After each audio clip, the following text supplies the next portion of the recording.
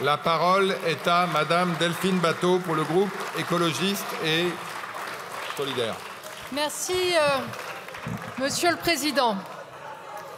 Il n'y a aucun exemple, absolument aucun, dans les annales de l'Assemblée nationale, du détournement de procédures flagrant et manifestement abusif, de la motion de rejet, non pour s'opposer au texte, mais pour approuver celui du Sénat et mettre fin au débat avant même que le moindre argument écologiste ait pu s'exprimer.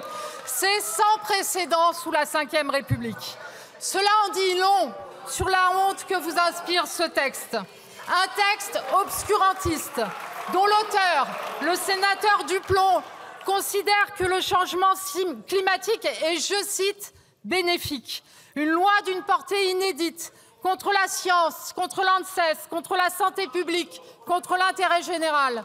Dans une inversion totale, contraire à la sincérité des débats, chaque voix pour la motion de rejet est donc une voix pour les pesticides et leur cortège de cancers et de maladies neurodégénératives, pour les néonicotinoïdes qui tuent les abeilles, neurotoxiques pour la santé humaine, auxquels 83% des Françaises sont opposées, pour les fermes-usines, pour la destruction des zones humides, pour toujours moins d'agricultrices et d'agriculteurs, toujours pas de revenus dignes, toujours autant de suicides, toujours pas de lutte contre la concurrence déloyale. 49.3, vote bloqué, temps programmé, les moyens de contraindre le débat parlementaire ne manquent pas. Mais vous leur préférez le détournement de procédure, sans peur du ridicule ni limite morale, pour faire taire les voix dans vos rangs qui ne se résignent pas à voter pour un poison et avec pour résultat un renversement de souveraineté au profit du Sénat.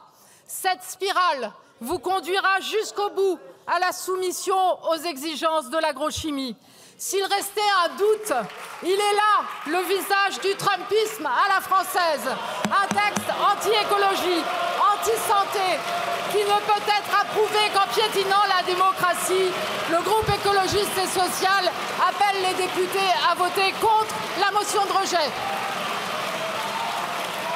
Merci.